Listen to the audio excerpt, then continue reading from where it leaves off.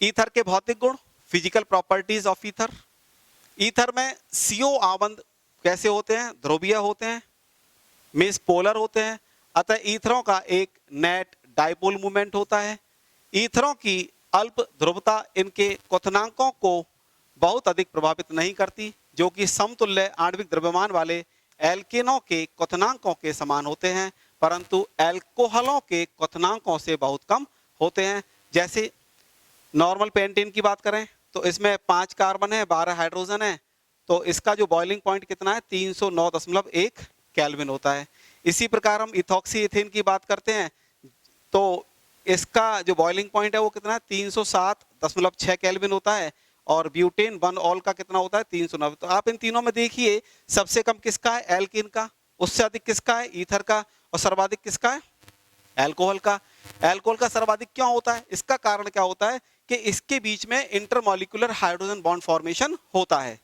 एल्कोहलों एवं ईथरों के क्वथनांकों में अधिक अंतर का कारण एल्कोहल में अंतर अणुक हाइड्रोजन आबंध मीन्स इंटरमॉलिक्यूलर हाइड्रोजन बॉन्ड की उपस्थिति है। एल्कोहल के अणु आपस में इंटरमॉलिक्यूलर हाइड्रोजन बॉन्ड के द्वारा जुड़े होते हैं। किस प्रकार जुड़े होते हैं? देखिए, ये एल्कोहल के अणु हैं और इन एल्कोहल के अणुओं के मध्य क्या है? इंटरमॉलिक्यूलर हाइड्रोजन बॉन्ड होता है। इस हाइड्रोजन बॉन्ड की उपस्थिति के कारण इंटर मॉलिक्यूलर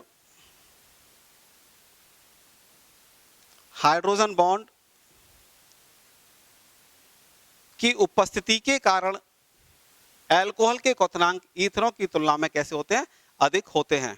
ईथरों की जल में मिश्रणीयता मिसिबिलिटी समान अणुभार वाले एल्कोहलों के समान होती है। इथॉक्सी इथेन एवं ब्यूटेन 1 ऑल दोनों ही जल में लगभग समान रूप से मिश्रणीय होते हैं। ये अर्थात 100 ml जल में यदि हम इथॉक्सी इथेन को घोलें तो लगभग 7.5 ग्राम डिजोल्व हो जाता है, जबकि ब्यूटेन 1 ऑल लगभग 9 ग्राम डिजोल्व हो जाता है, घुल जाता है। जबकि पेंटेन जल में कैसा होता है? इमिसिबल होता है, यानी ये इसमें डिजोल्व नहीं होता है। इसका कारण क्या है? एल्कोहलों की भांति ईथरों का भी ऑक्सीजन परमाणु भी जल के साथ क्या बनाता है? हाइड्रोजन बॉन्ड बनाता है। आप इस चित्र में देख सकते हैं कि जो ईथर होता है इसका ऑक्सीजन जल के हाइड्रोजन के साथ क्या बनाता है? एक इंटरमॉलिक्यूलर हाइड्रोजन बॉन्ड बनाता है।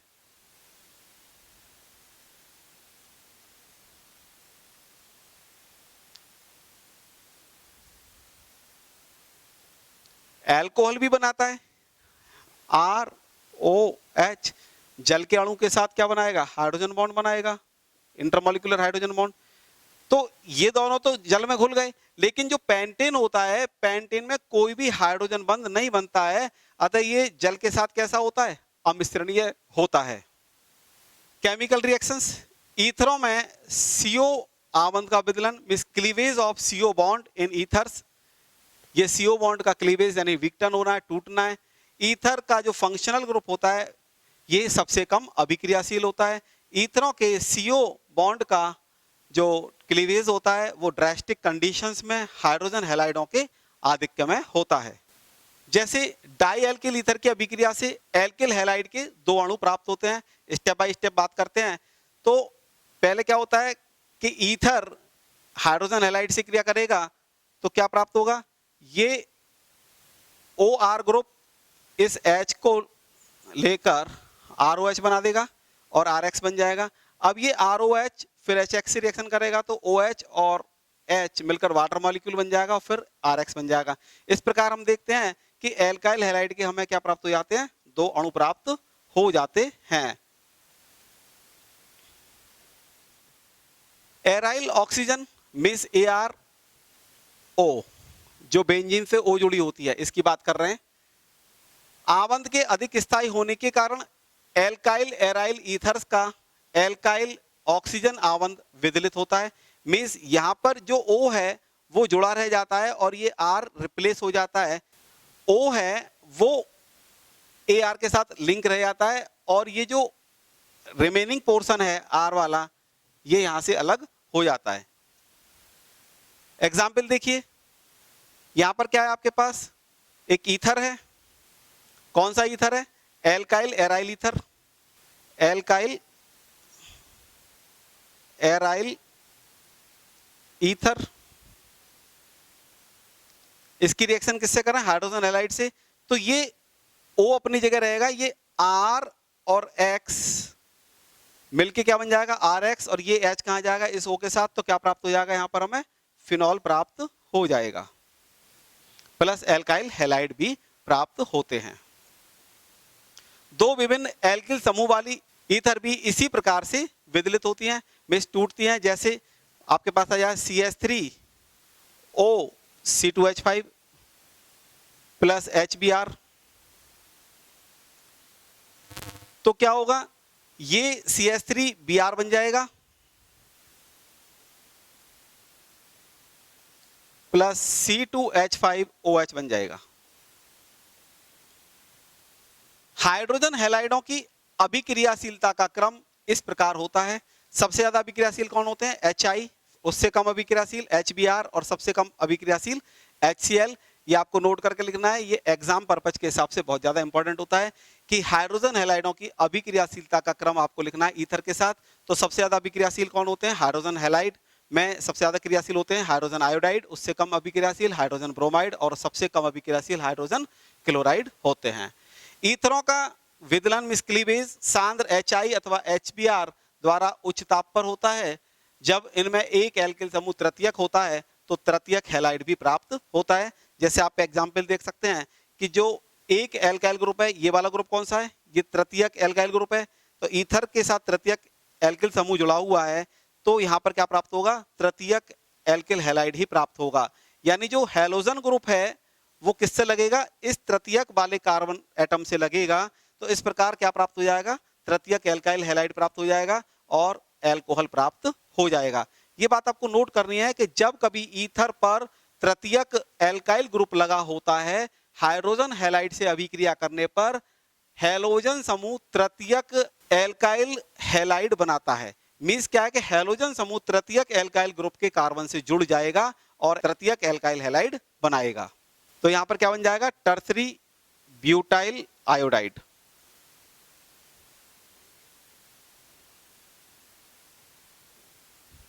इसका कारण अभिक्रिया के स्टेप 2 में निष्कासित होने वाले OHCH3 समूह के निष्कासन से अधिक स्थायी कार्बोकैटायन, मींस जो टर्सरी कार्बोकैटायन होते हैं वो ज्यादा स्टेबल होते हैं, इनका बनना होता है, जिससे अभिक्रिया SN1 मैकेनिज्म के द्वारा संपन्न हो जाती है। ये सोलो प्रोसेस में टर्सरी कार्बोकैटायन बनाएगा और ये अल्कोहल अलग हो जाएगा, और टर्सरी कार्बोकैटायन आयोडाइड से रिएक्शन करके क्या बना देता है? टर्सरी ब्यूटाइल आयोडाइड बना देता है। एनिसॉल, एनिसॉल क्या होता है? C6H5OCH3, इसका नाम क्या है? एनिसॉल। एनिसॉल में ईथर के प्रोटोनॉन के द्वारा मैथिल फेनिल ऑक्सोनियम आयन बनता है। फेनिल समूह के कार्बन की sp2 संकरण अवस्था तथा OC6H5 मींस फिनॉक्सी समूह के आंशिक द्वितीय आवंत अभिलक्षण के कारण मिथॉक्सी समूह का आवंत फिनॉक्सी आवंत की तुलना में कैसा होता है? वीक होता है, दुर्बल होता है। इसलिए आयोडाइड आयन का आक्रमण मेथॉक्सी आवंत को तोड़कर मैथिल आयोडाइड बनाता है। फिनॉल पुनः अभिक्रिया करके हैलाइड नहीं देते, क्योंकि फिनॉल का sp2 संकृत कार्बन नाभिक स्नेही प्रतिस्थापन अभिक्रिया नहीं दर्शा सकता, जो कि हैलाइड में परिवर्तन करने के लिए बहुत ज्यादा आवश्यक होता है। Protonation of ether molecule, step first में क्या होता है? अभिक्रिया HI या HBr के साथ होती है। मींस कोई ईथर है आपके पास, एक असममित ईथर है, इस पर HI की रिएक्शन होगी, तो ये H कहाँ अटैक करेगा? नाभिक स्नेही को अटैक करेगा। तो क्या बन जाएगा? एक ऑक्सोनियम आयन बन जाएगा और आयोडाइड आयन मुक्त हो जाएगा। स्टेप 2 में क्या है? आयोडाइड क्या है? एक अच्छा न्यूक्लियोफाइल होता है। जब प्राथमिक और द्वितीयक एल्किल समूह उपस्थित होते हैं तो क्या बनता है? निम्नतर एल्किल समूह के साथ एल्किल आयोडाइड बनता है। मींस आपको ध्यान रखना है, जहां एल्किल समूह छोटा होता है वहां पर आयोडाइड समूह इस पर जुड़ेगा। मींस दो एल्किल समूह है, एक तो आपके पास था यहाँ पर CH3 और दूसरा क्या है आपके पास? CH3CH2। तो इसमें से निम्नतर कौन है? निम्नतर है आपके पास ये वाला ग्रुप। तो आयोडाइड यहाँ पर अटैच होगा, ना कि आयोडाइड यहाँ पर अटैच। मीन्स जो एल्किल समूह छोटा होता है आयोडाइड उसी के साथ जुड़ता है। ये आपको ध्यान रखना है, क्योंकि एग्जाम में ये सारी चीजें बड़ी कंफ्यूज की स्थिति कर देती हैं कि हम आयोडाइड को कहाँ लगाएं। तो हमेशा ध्यान रखना है कि ऐसे केसेस में जहां कार्बन कम होते हैं वहां पर क्या लगता है, आयोडाइड समूह लगता है।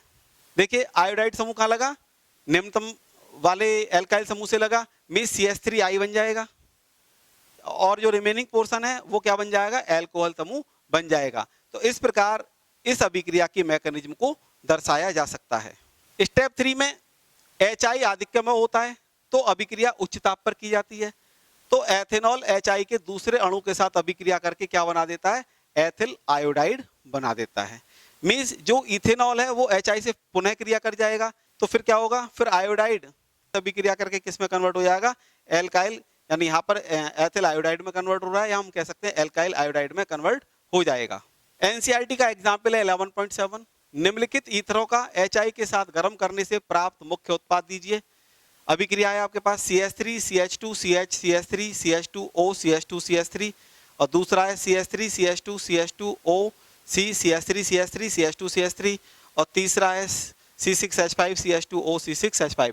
आपको HI के साथ गर्म करना है, तो पहले वाले के साथ कौन सा उत्पाद बनेगा, तो देखते हैं CH3 CH2 CH CH3 CH2O CH2 CH3। हम इसके HI से रिएक्शन करें, तो HI से रिएक्शन करने के बाद हमें क्या उत्पाद प्राप्त होगा, उत्पाद प्राप्त होगा CH3 CH2 CH CH3 CH2OH। यानी जो ये वाला ग्रुप है, क्योंकि इस पर आपको बताया था अभी कि आयोडाइड ग्रुप किस पर लगेगा, जहां पर एल्किल समूह छोटा है, तो I ग्रुप कहां लग जाएगा, इस वाले के साथ लग जाएगा, और H ग्रुप कहां लग जाएगा, इस O के साथ लग जाएगा। तो इस प्रकार ये एल्कोहल आगे वाले पोर्शन से प्राप्त होगा और पीछे वाले से एथिल आयोडाइड प्राप्त होगा। तो इसका नाम क्या बनेगा, इसका नाम बनेगा 2-मेथिल ब्यूटेन 1-ऑल। क्या नाम बन जाएगा, 2-मेथिल ब्यूटेन 1-ऑल। सेकंड वाली अभिक्रिया को देखते हैं। अब क्या है आपके पास CH3 CH2 CH2O C। अब यहां पर तृतीयक एल्काइल समूह जुड़ा हुआ है। अब इस पर HI की रिएक्शन करें, HI की रिएक्शन करेंगे तो क्या उत्पाद प्राप्त होगा, तो उत्पाद प्राप्त होगा हमारे पास CH3 CH2 CH2OH plus CH3 CH2 C CH3 CH3 और I। अभी आपको बताया था जब तृतीयक एल्काइल समूह उपस्थित होता है तो तृतीयक समूह पर ही क्या जाता है, हैलोजन समूह जाता है।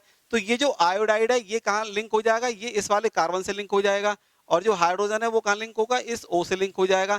इस प्रकार आयोडाइड कौन सा बनेगा, तृतीयक बनेगा, और एल्कोहल कैसा बनेगा, प्राथमिक बनेगा। तो क्या नाम बन जाएगा, प्रोपेन 1-ऑल। 2 पर मैथिल ग्रुप लग रहा है तो 2-मिथाइल और 2-आयोडो ब्यूटेन। अब तीसरी वाली अभिक्रिया देखते हैं, C6H5 CH2O C6H5। अब हम इस पर HI की अभिक्रिया करते हैं। HI की अभिक्रिया करने के बाद क्या उत्पाद प्राप्त होगा, उत्पाद प्राप्त होगा C6H5 CH2I प्लस C6H5OH। अभी आपको बताया था कि जो फिनाइल होते हैं वो एल्काइल हैलाइड नहीं देते हैं, क्योंकि उसमें दोबारा से क्रिया करके SN1 मैकेनिज्म करने की क्षमता नहीं होती। तो यहां पर क्या होगा, फिनॉल प्राप्त हो जाएगा और बेंजाइल आयोडाइड प्राप्त हो जाएगा।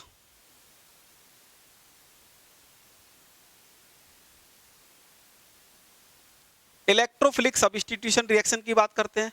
एल्कोक्सी ग्रुप ऑर्थो तथा पैरादैशिक होता है, और यह फिनॉल के OH समूह के सामान्य एरोमेटिक रिंग के साथ इलेक्ट्रोफिलिक सब्स्टिट्यूशन रिएक्शंस के प्रति सक्रिय करता है।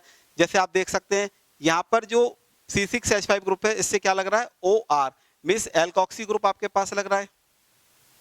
तो ये जो ग्रुप है यहाँ से ये लॉन पेयर ट्रांसफर होगा, यहाँ पर डबल बॉन्ड बन जाएगा और इस पर पॉजिटिव साइन आ जाएगा, और यहाँ पर कैसा आ जाएगा, नेगेटिव साइन। तो ये बॉन्ड ट्रांसफर होकर यहाँ पर आ गया नेगेटिव साइन। अब क्या होगा, ये जो नेगेटिव साइन यहाँ पर होगा तो बॉन्ड ट्रांसफर होकर यहाँ आ जाएगा, ये तो एज इट इज रहेगा। तो यहाँ से बॉन्ड ट्रांसफर होकर डबल बॉन्ड आ गया, miss migration of negative ion होता रहेगा, और इस प्रकार विभिन्न प्रकार के हमें रेजोनेटिंग स्ट्रक्चर इसके मिल जाएंगे। रेजोनेटिंग स्ट्रक्चर्स होने के कारण इसकी स्टेबिलिटी थोड़ी सी बढ़ जाती है। Halogenation, phenyl alkyl ether benzene ring में सामान्य हैलोजनीकरण अभिक्रिया देता है। एनिसॉल का ब्रोमीनीकरण एथेनोइक अम्ल में घुली हुई ब्रोमीन के द्वारा आयरन थर्ड ब्रोमाइड यानी FeBr3, क्या नाम बनेगा इसका, फॉर्मूला बनेगा इसका FeBr3 आयरन थर्ड ब्रोमाइड उत्प्रेरक की अनुपस्थिति में भी हो जाता है। ऐसा क्यों होता है कि मेथॉक्सी समूह के द्वारा बेंजीन वलय के संक्रमण means activation of benzene ring के कारण होता है। इसमें पैरा समावयवी की यील्डिंग लगभग 90% होती है। इस बात को नोट करना है कि जो पैरा सब्स्टिट्यूट मिलते हैं वो लगभग 90% तक यहाँ पर मिलते हैं। मेजर प्रोडक्ट मिलता है, माइनर ऑर्थो वाला होता है। रिएक्शन देखेंगे एनिसॉल पर ब्रोमीन की क्रिया करें इथेनॉइक एसिड की उपस्थिति में, तो ऑर्थो कंडीशन कौन सी होती है? जो ग्रुप होता है इस ग्रुप के बराबर वाली स्थिति को ऑर्थो कहा जाता है, और पैरा क्या होता है कि इस ग्रुप के सामने वाली स्थिति को यहां पर ये क्या कहा जाता है? पैरा स्थिति कहा जाता है। तो यहां पर हमें दो उत्पाद प्राप्त होंगे। एक तो क्या होगा कि जो बी आर है वो कहां जाएगा? पैरा स्थिति में, और बी आर कहां पर जाएगा? ऑर्थो स्थिति में। तो पैरा प्रोडक्ट लगभग कितना होता है? 90% होता है, और जो ऑर्थो प्रोडक्ट होता है वो लगभग कितना होता है? 10% होता है। इस प्रकार एनिसॉल का ब्रोमीनीकरण करने पर पैरा ब्रोमो एनिसॉल और ऑर्थो ब्रोमो एनिसॉल प्राप्त होता है, जिसमें पैरा ब्रोमो एनिसॉल एक मुख्य उत्पाद या मेजर प्रोडक्ट के रूप में होता है, अर्थात इसकी यील्डिंग लगभग 90% होती है और ऑर्थो प्रोडक्ट की यील्डिंग लगभग 10% होती है। Friedel craft reactions.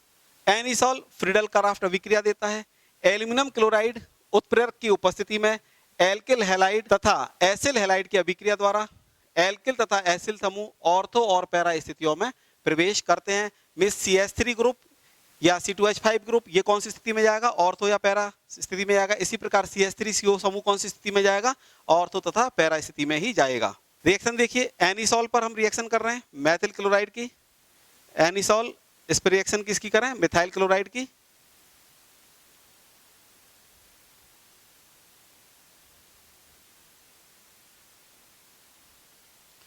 तो CH3 समूह कहां जाएगा? ऑर्थो स्थिति में जाएगा और पैरा स्थिति में जाएगा। तो क्या बनेगा? 2-मेथॉक्सी टोलुइन और 4-मेथॉक्सी टोलुइन। अभी आपको बताया कि जो पैरा, ये तो कौन सी स्थिति है? ऑर्थो। और ये स्थिति कौन सी है? पैरा। और पैरा प्रोडक्ट कैसा होता है? मेजर प्रोडक्ट होता है। ये है फ्रीडल क्राफ्ट एल्कलीकरण का उदाहरण। इसी प्रकार हम फ्रीडल क्राफ्ट एसिलीकरण भी कर सकते हैं। फ्रीडल क्राफ्ट एसिलीकरण में एनिसॉल इथेनॉइल क्लोराइड के द्वारा अभिक्रिया करके ये CH3CO समूह कहां जाएगा? ऑर्थो और पैरा स्थिति में जाएगा। ऑर्थो स्थिति में गया COCH3 ग्रुप, और ये कहां जाएगा? पैरा स्थिति में जाएगा। तो इस प्रकार 2-मेथॉक्सी एसीटोफिनॉन और 4-मेथॉक्सी एसीटोफिनॉन बनेगा। ये कौन सा प्रोडक्ट है? ये तो ऑर्थो प्रोडक्ट है। और ये कौन सा प्रोडक्ट है? पैरा प्रोडक्ट है।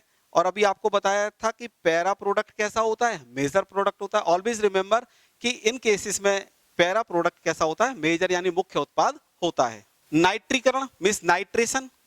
एनिसॉल सांद्र सल्फ्यूरिक अम्ल की उपस्थिति में नाइट्रिक अम्ल के साथ अभिक्रिया करने पर ऑर्थो और पैरा नाइट्रो एनिसॉल का मिश्रण देता है। एनिसॉल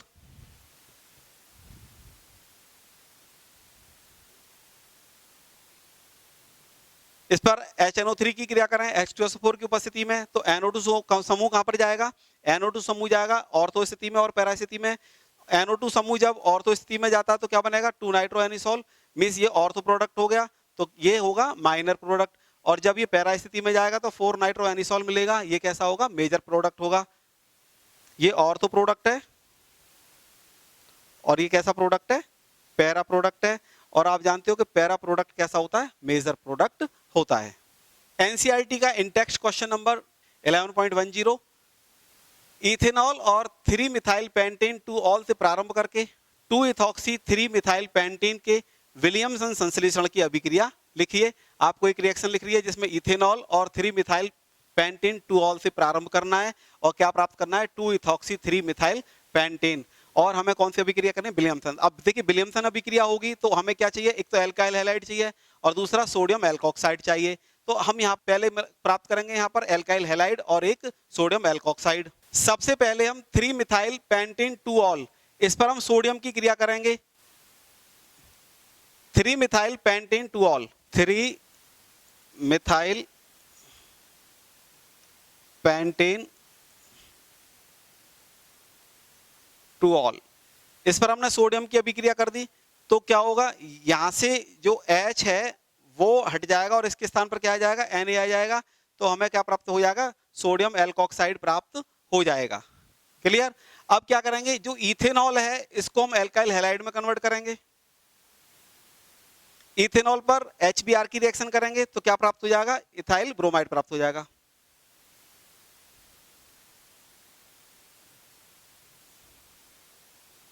अब हमें विलियमसन अभिक्रिया के लिए आवश्यक दोनों अभिकर्मक मिल गए। मींस हमें क्या मिल गया, सोडियम एल्कोक्साइड मिल गया और दूसरा क्या मिल गया, हमें एल्काइल हैलाइड मिल गया। अब विलियमसन अभिक्रिया क्या होती है, इन दोनों के मध्य अभिक्रिया कराएंगे। तो अब क्या होगा, इन दोनों के मध्य अभिक्रिया कराएंगे तो क्या मिलेगा, 2-इथॉक्सी 3-मिथाइल पेंटेन हमें प्राप्त हो जाएगा। मींस ईथर प्राप्त हो जाएगा। देखिए सोडियम एल्कोक्साइड जब एल्काइल हैलाइड से क्रिया करेगा तो क्या प्राप्त होगा, ईथर। तो ये Na और Br मिलकर क्या बन जाएगा, NaBr बन जाएगा और C2H5 यहां पर आ जाएगा। तो क्या प्राप्त हो जाएगा, 2-इथॉक्सी 3-मिथाइल पेंटेन प्राप्त हो जाएगा। तो इस तरह से हम देख सकते हैं, नंबरिंग कर सकते हैं, 1 2 3 4 5 5 की चेन है। 2 पर क्या लग रहा है, इथॉक्सी ग्रुप लग रहा है। ये कौन सा ग्रुप होता है, इथॉक्सी ग्रुप। तो क्या नाम बन जाएगा, 2-इथॉक्सी 3-मिथाइल। 3 नंबर पर क्या लग रहा है, 3 नंबर पर लग रहा है मिथाइल ग्रुप और पेंटेन। इन टेक्स्ट क्वेश्चन नंबर 11.11, 1-मिथॉक्सी 4-नाइट्रोबेंजीन के विरचन के लिए निम्नलिखित अभिकारकों में से कौन सा युग्म उपयुक्त है और क्यों। देखिए एक स्थिति में तो आपको, एक स्थिति में सोडियम मेथॉक्साइड दे रखा है और दूसरे में मिथाइल ब्रोमाइड दे रखा है। तो आपको बताना है इन दोनों युग्मों में से ये वाला युग्म बेहतर है या ये वाला है, और क्यों है, इसका रीजन भी आपको बताना है। अभी आपको बताया था कि जो एल्काइल हैलाइड होते हैं वो सोडियम फिनॉक्साइड से अभिक्रिया करके ईथर देते हैं, जबकि एराइल हैलाइड सोडियम एल्कोक्साइड से क्रिया करके ईथर नहीं देते। तो यहां पर जो उपयुक्त ग्रुप होगा वो कौन सा होगा, ये वाला होगा, क्योंकि इसमें एल्काइल हैलाइड है और फिनॉक्साइड ग्रुप सोडियम के साथ लगा हुआ है। तो इसका सही उत्तर क्या होगा, इसका सही उत्तर होगा सेकंड वाला। इन टेक्स्ट क्वेश्चन नंबर 11.12, निम्नलिखित अभिक्रिया से प्राप्त उत्पादों का अनुमान लगाइए। देखिए एक अभिक्रिया दी हुई है, CH3 CH2 CH2O CH3 plus HBr। अब इसमें Br कहां जुड़ेगा, अब इसमें Br कहां जुड़ेगा, Br जुड़ेगा जहां पर एल्किल समूह छोटा होता है। मींस यहां पर Br कहां जुड़ेगा, CH3 के साथ, और H कहां जुड़ेगा, O के साथ। तो जो एल्कोहल मिलेगा वो मिलेगा आपको प्रोपेनॉल, और Br कहां लगेगा, CH3 के साथ। तो क्या बन जाएगा, मिथाइल ब्रोमाइड। तो सॉल्यूशन देखते हैं इसका। तो ये दोनों आपस में अभिक्रिया करेंगे तो ये Br कहां चला जाएगा, Br चला जाएगा इस CH3 के साथ, और H कहां चला जाएगा, O के साथ चला जाएगा। तो फाइनल प्रोडक्ट बनेगा आपके पास CH3 CH2 CH2OH plus CH3 Br। अब ये CH3 CH2OH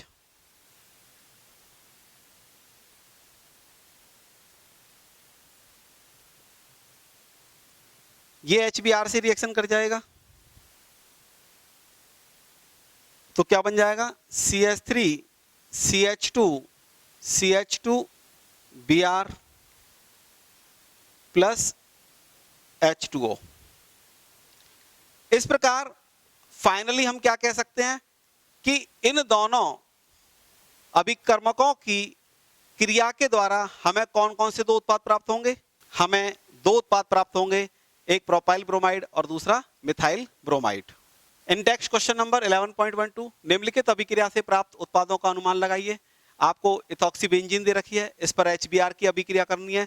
तो क्या प्रोडक्ट बनेगा, प्रोडक्ट बनेगा आपके पास, जब इन दोनों के आपस में अभिक्रिया करेंगे तो Br ग्रुप कहां जाएगा, Br ग्रुप जाएगा आपके पास C2H5 के साथ। तो क्या बन जाएगा, C2H5Br, और फिनॉल प्राप्त हो जाएगा। इस प्रकार इस अभिक्रिया के द्वारा हमें फिनॉल और इथाइल ब्रोमाइड प्राप्त हो जाते हैं।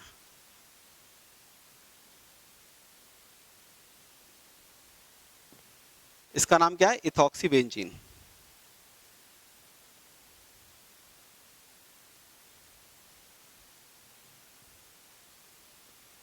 इन टेक्स्ट क्वेश्चन नंबर 11.12 का एक और पार्ट है, निम्नलिखित अभिक्रिया से प्राप्त उत्पादों का अनुमान लगाइए। देखिए इथॉक्सी बेंजीन मींस आपको पास एल्काइल एराइल ईथर दे रखा है और इस पर क्या हो रहा है, कंसंट्रेटेड H2SO4 और कंसंट्रेटेड HNO3 की रिएक्शन हो रही है, मींस नाइट्रेशन हो रहा है।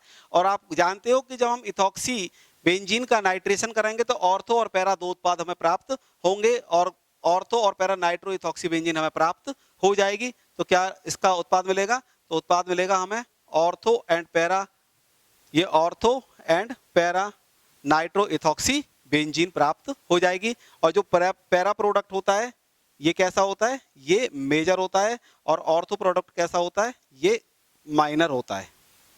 अगली अभिक्रिया है निम्नलिखित अभिक्रिया से प्राप्त उत्पादों का अनुमान लगाइए। देखिए टर्सरी ब्यूटाइल ग्रुप यहाँ पर इथॉक्सी ग्रुप के साथ जुड़ा हुआ है, मीन्स जो एल्काइल समूह है वो यहाँ पर कैसा है, तृतीयक है। तो यहाँ पर जो ईथर है वो तृतीयक ईथर आपके पास है, इस पर HI की अभिक्रिया करें। तो अभी आपको बताया था कि जो तृतीयक जो ईथर होते हैं यदि उस पर HI की अभिक्रिया कर दी जाए तो कौन सा उत्पाद प्राप्त होता है, तृतीयक एल्काइल हैलाइड प्राप्त होगा। तो यहाँ पर कौन सा प्राप्त होगा, तृतीयक ब्यूटाइल आयोडाइड प्राप्त होगा प्लस इथेनॉल प्राप्त होगा। ये तृतीयक समूह है तो I समूह कहां से जाएगा, तृतीयक कार्बन के साथ जुड़ जाएगा, और H समूह कहां से जुड़ जाएगा, एल्कोक्सी ग्रुप के साथ जुड़ जाएगा। इस प्रकार हमें क्या प्राप्त हो जाएगा, तृतीयक ब्यूटाइल यानी टर्सरी ब्यूटाइल आयोडाइड और इथेनॉल प्राप्त हो जाएगा। ये रिएक्शन बोर्ड एग्जाम के लिए बहुत ज्यादा इंपॉर्टेंट है।